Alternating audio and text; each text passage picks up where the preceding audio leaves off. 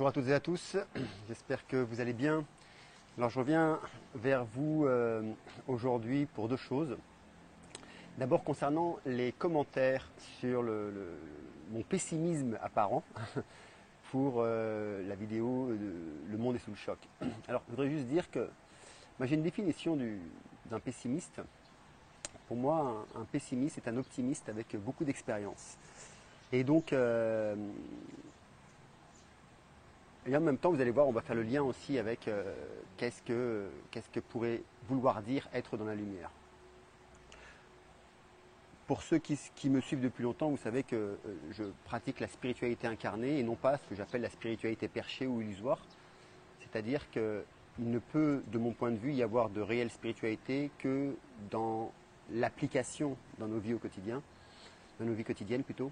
Que ce soit avec nos amis, que ce soit dans notre travail, que ce soit dans nos démarches, même administratives, mais que ce soit aussi dans notre quête de sens, mais aussi de la manière dont nous allons vivre avec ce que j'appelle l'âme groupe, ou vous pouvez l'appeler d'une manière différente l'inconscient collectif, ou alors ce qui a généré la matrice. Et donc, comment est-ce que nous allons collaborer et coopérer avec tout ce monde au quotidien. Et la spiritualité s'incarne ici et non pas juste à faire de la méditation. Je préfère dire, moi, à ceux qui me suivent, de ne pas méditer, de ne pas faire de yoga, mais d'agir concrètement dans leur vie en appliquant les principes de la méditation ou du yoga dans la vie du quotidien. Pour éviter à ce que, par exemple, on s'assoit, on est là, on médite, parfait, et puis après on prend sa vie et puis on passe à autre chose. Et tous les principes même de la méditation ont été abandonnés durant sa journée. Et d'ailleurs, c'est beaucoup les Tibétains qui enseignent ça, c'est que le plus important, ce n'est pas tant la pratique, mais sa journée. Et ça c'est vraiment un point important. Alors, concernant le pessimisme, en fait, je pense que c'est plutôt très optimiste de regarder la réalité en face. Pourquoi? Parce que si on regarde la situation telle qu'elle est là aujourd'hui, eh ben, elle ne peut aller que vers un seul, quoi que l'on fasse, vers une seule issue, c'est-à-dire l'effondrement. Dans le sens où, premièrement, prenons le cas de manifestations. Même s'il y a par exemple 2 millions de personnes dans la rue, ces manifestations n'auront pas de poids si elles ne sont pas continues jusqu'à un point final. C'est-à-dire que si on manifeste le samedi et puis que le lundi, mardi, mercredi, jeudi, vendredi et dimanche, on continue à vivre sa vie normalement en utilisant tout ce que le système nous dit et les règles qu'il nous impose, c'est comme méditer sur son zafou le matin et puis la journée ne pas suivre les prescriptions spirituelles qu'on s'est données. C'est exactement la même chose. À l'inverse, et donc le poids, c'est pour ça qu'il y a un dénigrement même d'Emmanuel Macron concernant tout le peuple qui est dans la rue et qui traite, même dans les médias, je ne me rappelle plus le terme exact, mais voilà, tant mieux. Il y a un vrai dénigrement. Pourquoi? Parce que c'est le week-end, c'est le samedi, et voilà. Maintenant, prenez un autre cas. Au lieu qu'il y ait 2 millions de personnes dans la rue, une fois, ou même une fois tous les mois, ou une fois tous les 15 jours, imaginez qu'il y ait 100 000 personnes. Donc ça fait 2 millions, on va les diviser par 20, et ça va faire 100 000 personnes. Et donc là, ces 100 000 personnes se relaient jour après jour, 24 heures sur 24, donc ça fait presque un mois, on va dire, on pourrait faire 80 000 si vous voulez, se relaient 24 sur 24 pour toujours être présents. Mais qu'est-ce qui se passe? Il se passe que c'est une méditation constante. Et là, en fait, il y a un vrai poids qui va être en place. Sinon, il n'y en aura pas. Et d'ailleurs, si vous regardez ce que font les médias et les dirigeants, ils méditent constamment. Jamais, depuis le début, ils ont envoyé des informations dans les médias une fois tous les samedis, puis le reste du temps, continuer à parler de la pluie, du beau temps, des problèmes climatiques, etc. Non, c'est tous les jours, sans arrêt, du matin jusqu'au soir. Et donc, si vous voulez, ils pratiquent l'essence même d'un chemin spirituel, enfin d'un autre côté, mais ils le pratiquent, ils le mettent en application. C'est que c'est pas juste sur le zafou et après on l'oublie, c'est tous les jours, sans arrêt. Et donc c'est dans ce sens-là que dans ma vidéo, j'ai dit que oui, effectivement, les manifestations ne mèneront à rien. Si, moi c'est ce que j'ai voulu faire ici, mais ça n'a pas suivi, et les personnes n'ont pas voulu suivre non plus. Tout comme je pense en France, c'est parce que il y a cette problématique avec son confort de vie, avec son travail, avec tout ça, avec voilà, et les enfants, l'école, enfin tout ce qu'on veut autour. Mais ce qu'il faut bien comprendre, c'est que quelle est l'intention en fait de ces manifestations? Juste crier pour crier ou pour dire qu'il y a un vrai problème dans notre système et qu'on n'en veut plus. Mais si on n'en veut plus, il ne faut plus en vouloir. Et c'est tout le principe en fait que, vous voyez, vous savez que je suis vraiment très impliqué dans le projet, dans le grand projet du monde sans argent, c'est tout ce principe-là, c'est de se dire qu'il y a un vrai problème et donc on n'en veut plus. Et qu'est-ce qu'on va mettre en place pour y arriver? Tous les jours, on travaille dessus, et bien ça demande du temps, bien sûr, et on y va. Et donc, c'est un petit peu la même chose, c'est-à-dire que si on veut vraiment sortir de l'ombre, il va falloir éclairer beaucoup plus que ça, tout simplement. Et donc, je reviens justement sur ce chemin de lumière qui était là.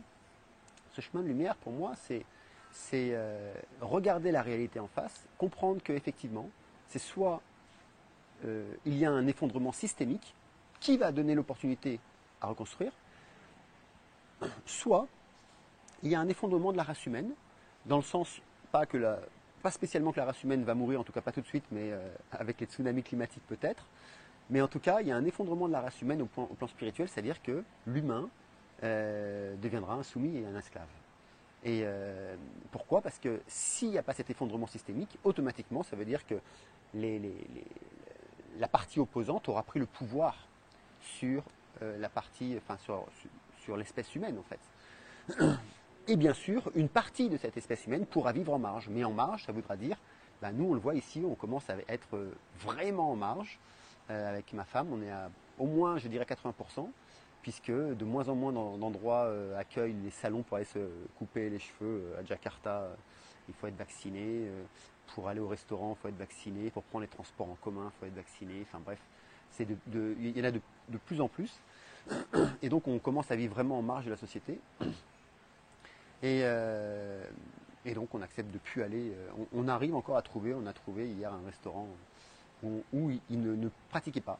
Voilà, ils ne le mettaient pas en application tout simplement. Ils ont refusé, ils sont hors leur loi. Où on pouvait manger, normalement le restaurant ne peut plus manger plus de 20 minutes ou 30 minutes, je crois que je faisais 20 minutes une fois qu'on a été livré. Donc on a 20 minutes pour tout racler et on doit partir. Et donc ce que je veux dire par là, c'est qu'effectivement, à un moment donné, il se peut qu'il y ait parmi l'espèce humaine qui soit affaiblie, il y ait d'autres personnes qui vont être en marge de la société, mais vraiment en marge. C'est-à-dire peut-être plus pouvoir utiliser leur argent, je ne sais pas, peut-être que demain je ne pourrai plus utiliser mon argent, je devrais être autonome, je devrais peut-être même collaborer avec d'autres personnes pour faire mes courses, j'en sais rien.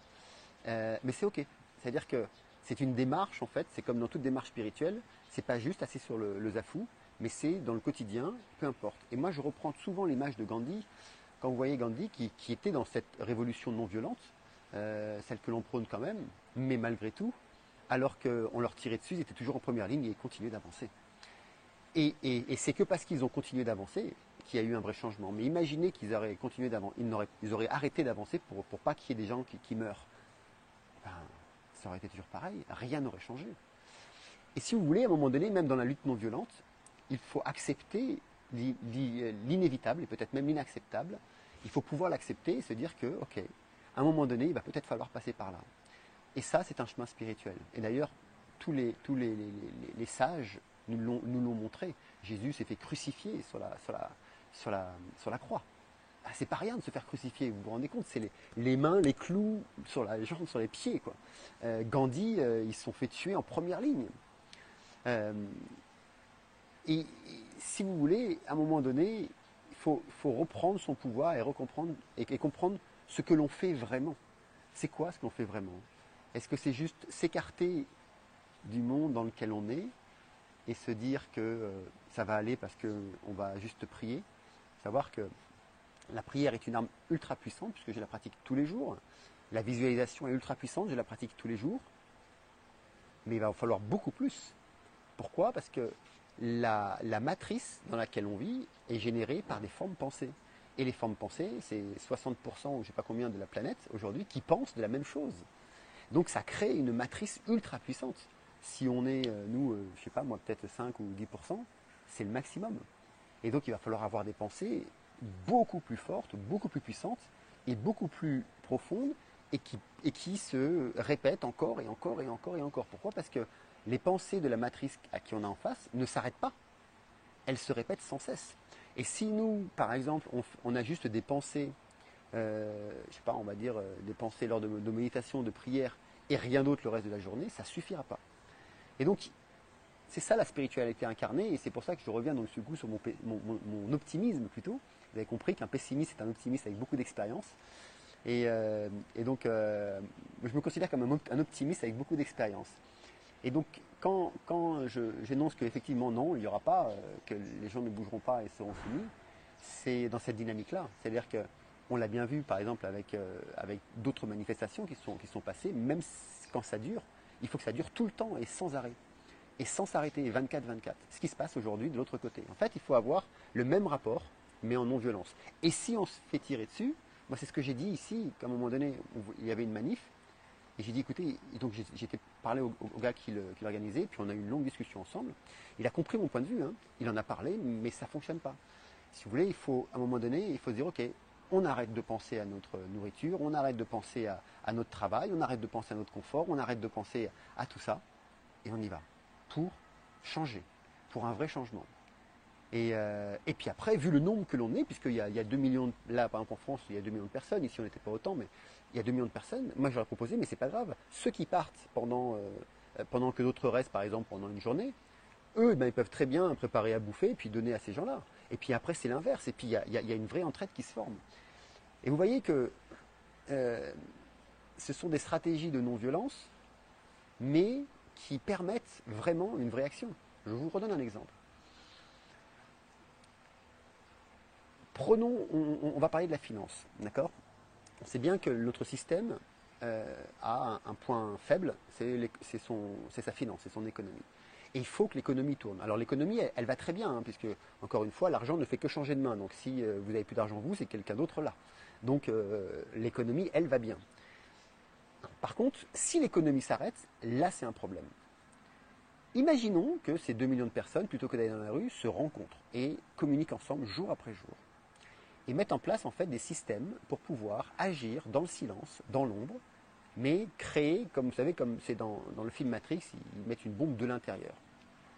Si vous prenez 2 millions de personnes, je ne sais pas combien en France vous avez le droit de retirer par jour, je ne sais pas, ou par semaine avec votre carte de crédit. Peut-être que c'est, je ne sais pas, 1000 euros, etc. Et bien 2 millions par 1000, ça fait combien? Alors je vais faire les calculs, parce que là il y a beaucoup de zéros. On rajoute 3 zéros, donc ça doit faire 3 zéros, ça fait 2 millions. Par 1000, ça doit faire 2 milliards, je pense. Et bien imaginez en une journée, retirer 2 milliards en espèces, avec sa carte de crédit dans tous les distributeurs. Tac. Coordonnées, même jour, même heure, un peu partout sur la France. Ça va se sentir, ça va se voir, mais personne ne dit rien, aucune revendication. Ça passera peut-être même pas aux infos, pour éviter de donner des idées à d'autres. Et puis, quand les cartes sont redisponibles, ressortir ces 2 millions, ces 2 milliards, et ainsi de suite. Et qu'est-ce qui va se passer à un moment donné? Il va se passer que les banques vont réagir et ils vont interdire les retraits d'argent. Seulement, il y a 68 millions de personnes qui, eux, ne le savent pas d'où ça vient, ne savent pas ce qui se passe. Et ils vont vouloir aller retirer l'argent et ça ne va pas aller. Qui c'est, à votre avis, qui va aller faire les manifestations, qui va aller crier? Ça va être ces 68 millions de personnes. Et absolument pas vous. Ça veut dire que c'est le système qui se retourne contre lui. Et des idées comme ça, là j'ai donné, on va dire, une facilité, quelque chose qui est très parlant pour que tout le monde puisse comprendre. Mais il y en a des milliers comme ça, d'idées qui peuvent se faire en silence, dans la non-violence, par des groupes nombreux de personnes. Il faut 5% pour faire tomber 3% pour faire tomber un système. Ça veut dire 7 fois 4, 7 fois 3, 21. Il faut 2 millions de personnes. 2 millions 100 exactement. Il faut 100 000 personnes de plus. Et tout en silence. Ça peut être la même chose pour les courses et l'alimentation. Ça peut être la même chose pour le travail, de ne plus aller au travail, tout simplement. Ça peut être voilà, pour plein de choses, en fait. Et ça crée une distorsion dans le système lui-même. Et deux choses, c'est les autres personnes qui sont dans le système qui vont se révolter, c'est eux qui vont détruire le système, et là il n'y a rien qui va se produire. Soit il va y avoir un appel à demande et demander une négociation possible. Et c'est ça la force, parce que s'il n'y a qu'une seule personne en fait qui va communiquer, et on n'est même pas obligé de se présenter aujourd'hui en face du président, on peut très bien parler à distance comme on se parle là. Si une seule personne communique, personne ne saura qui sont ces 2 millions de personnes autour. Et ça a une force Et ça, c'est ce que j'appelle de la spiritualité incarnée. C'est-à-dire qu'on œuvre pour un vrai changement dans notre monde, mais on n'agit pas avec cette violence. Et ça, c'est dans le quotidien. Donc, c'est dans ce sens-là, en fait, que ma vidéo, qui est très optimiste, en fait, dit qu'on a une superbe opportunité aujourd'hui, et je le maintiens. Alors, je vais dire quelque chose qu'il ne faut pas que ça tombe dans les mains de tout le monde, là, maintenant. Pourquoi? Parce que ceux qui n'ont pas assez, peut-être, de sagesse intérieure, ou d'éveil intérieur, risquent de mal prendre ce que je vais dire. Mais je vous demande d'écouter jusqu'au bout pour le comprendre. En fait, ce qui se passe là, il faudrait que ça dure. Il ne faudrait pas que ça s'arrête. En tout cas, pas maintenant, absolument pas. Et je vais vous dire pourquoi. Imaginez simplement, je vous donne juste simplement que là maintenant, pendant qu'on se parle, c'est comme j'ai dit dans la vidéo, que tout le monde, que là ils disent ok ça y est on arrête, on n'en parle plus, le virus, tout le monde peut retourner comme on veut, on va être sur l'immunité collective, remettons des lits dans les hôpitaux, faisons sortir l'hydroxychloroquine, Resmediriv, enfin non je ne me rappelle plus comment ça s'appelle, je ne me rappelle plus, bref. Et puis même le médicament de Pasteur, allez on envoie ça à tout le monde, et puis allez-y, qu'est-ce qui va se passer? Eh bien, tout le monde va revivre à sa vie comme avant, et on va continuer à être ce que l'on était avant, à vivre, à surconsommer, à polluer, à continuer à vivre dans notre confort. Il y a 2 ans, on devait être une dizaine de personnes à alerter. Donc il y avait, on va dire, une dizaine de personnes qui déjà, alors je ne dis pas qu'il n'y en avait que 10, mais en tout cas alertés, qui alertaient, attention, notre système ne va pas, est un mensonge en fait. Je pense que dans le monde, depuis plusieurs décennies, il doit bien y avoir au moins 3 ou 4 ou 5% de personnes qui ont déjà compris depuis plusieurs décennies que notre système est un mensonge. Seulement aujourd'hui, quand on voit qu'il y a 2 millions de personnes dans la rue, on peut se dire qu'il y a, si on prend juste en France, il y a au moins 4 ou 5 millions de personnes qui ont compris que le système était un mensonge et qui sont en train de se réveiller, comme dans le film Matrix, à une illusion dans laquelle ils ont vécu pendant des années, en tout cas depuis leur naissance. Et bien ça, si vous voulez, c'est un éveil phénoménal qui ne se serait jamais produit si on aurait continué à vivre normalement. Il y a eu une accélération du temps en 2 ans, que peut-être il aurait fallu une centaine d'années, peut-être voire jamais, pour pouvoir s'en apercevoir.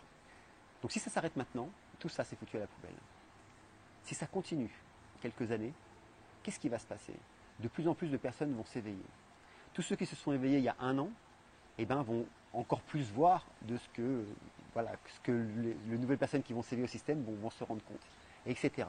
Et année après année, ceux qui se sont réveillés il y a 1 an vont de plus en plus s'éveiller et comprendre qu'en fait, ils sont dans une grosse illusion. Et ceux qui se sont réveillés à 2 ans, de plus en plus, etc. Et là, il va y avoir un vrai changement durable. Il n'y a qu'à ce moment-là, il n'y a que quand il y aura cet effondrement possible de notre système. Et il faut accepter tout ce qui va avec. Effondrement systémique, ça veut dire plus accès à son argent, ça veut dire plus accès à la sécurité, ça veut dire plus accès à la nourriture, ça veut dire peut-être arrêter son travail, changer totalement de vie. Et là, on a un vrai effondrement systémique et une opportunité pour pouvoir vraiment transformer ce système, transformer en fait nos vies en tant qu'humains et éveiller nos consciences en direction d'une vie avec des valeurs énergétiques beaucoup plus hautes.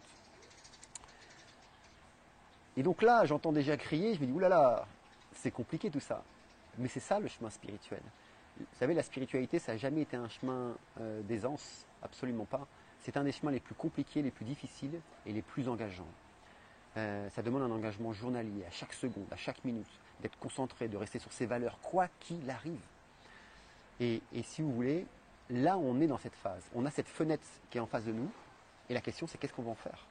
Est-ce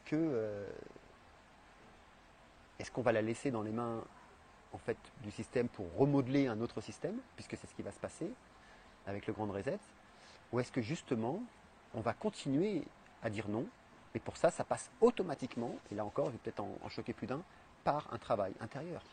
Il est impossible de changer de vie si vous ne le changez pas intérieurement au préalable.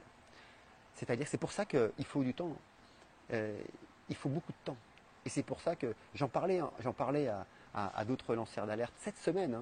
J'en parlais aussi à comment ça s'appelle, à Jean-Philippe du Grand Projet. Et il y a Hugo aussi du Grand Projet.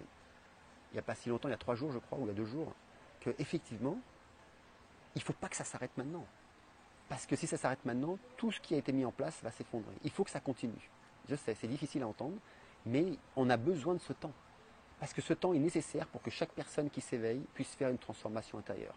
Pour certains d'entre vous, peut-être comme moi j'ai commencé ma quête de l'éveil à l'âge de 16 ans, donc j'en ai 50 maintenant, ça fait à peu près 34 ans. Et en plus de mes méditations journalières, quoi qu'il arrive, matin, midi, soir, pendant mes pauses, et j'observe mes pensées du matin au soir, etc. Enfin bref, tout un travail autour de ça, un changement d'attitude interne, de schéma interne, ça demande du temps. Il y a des choses qui m'ont demandé des années, des décennies à changer. Voilà. Et donc, on a besoin de ce temps pour que l'armée de lumière puisse s'élever.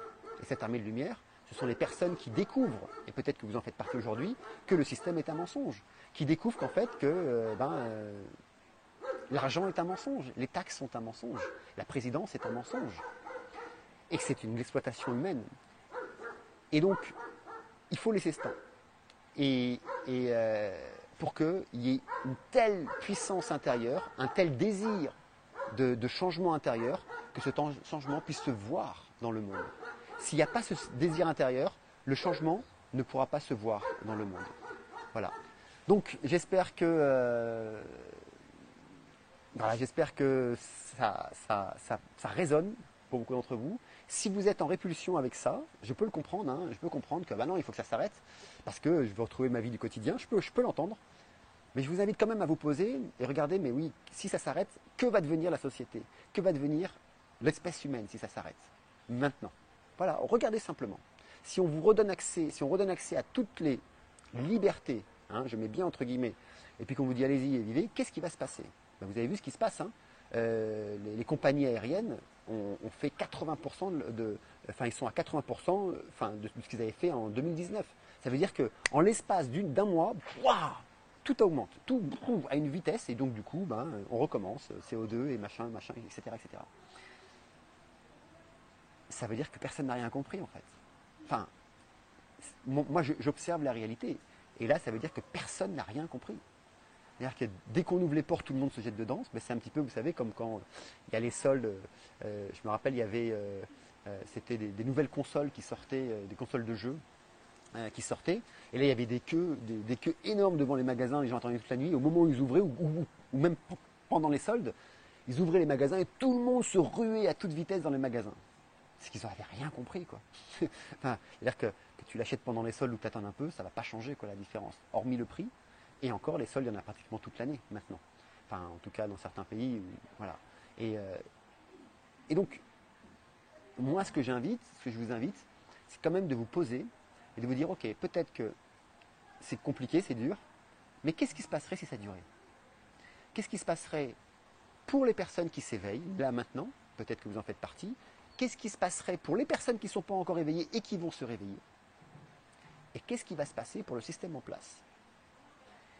Et donc, pourquoi est-ce qu'on fait ça? Pourquoi est-ce qu'on lutte aujourd'hui? Pourquoi est-ce que moi, je prends sur mon temps de vie, depuis des années, mais principalement depuis ces 2 dernières années, je prends sur mon temps de vie pour accompagner aussi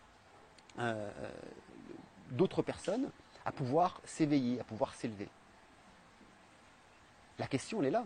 C'est pourquoi est-ce qu'on le fait? Moi j'ai ma propre réponse. C'est pour faire tomber le système. Pour moi, c'est une évidence. C'est pour que ce système s'effondre naturellement et que les personnes soient prêtes au moment où ce système est effondré pour pouvoir enfin exister et vivre de toute leur lumière. Mais tant que le système n'est pas effondré, ça ne fonctionnera pas. Ou alors, tant que toutes ces personnes ne se sont pas émancipées complètement du système, ça ne fonctionnera pas. Et donc ça, ce n'est pas du pessimisme, c'est de l'optimisme. Et donc, rappelez-vous, un pessimiste, un optimiste avec beaucoup d'expérience.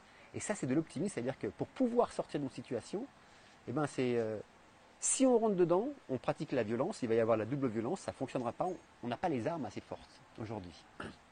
Donc, il faut oublier. Si par contre, on fait de la non-violence, mais en étant plus ou moins passif, une fois de temps en temps, on va dans la rue, etc., ça ne fonctionnera pas. Parce qu'en face, on a une armée qui travaille jour et nuit. Si on fait de la non-violence en faisant des actions, donc en étant actif, silencieux, on a plus de chances que ça fonctionne. Mais si en plus on fait un réel travail sur soi, tous les jours, on patiente, écoutez bien, on patiente, et on espère que ça tienne assez longtemps pour que ça réveille de plus en plus de monde là, et qu'on fasse des actions silencieuses, non violentes, mais en étant actif, là on a toutes les chances en fait de laisser émerger ce nouveau monde. Sinon, ça ne fonctionnera pas. Donc voilà, j'espère que j'ai pu répondre à toutes ces questions. Et puis, je vous dis à très bientôt et prenez soin de vous surtout. Merci, au revoir.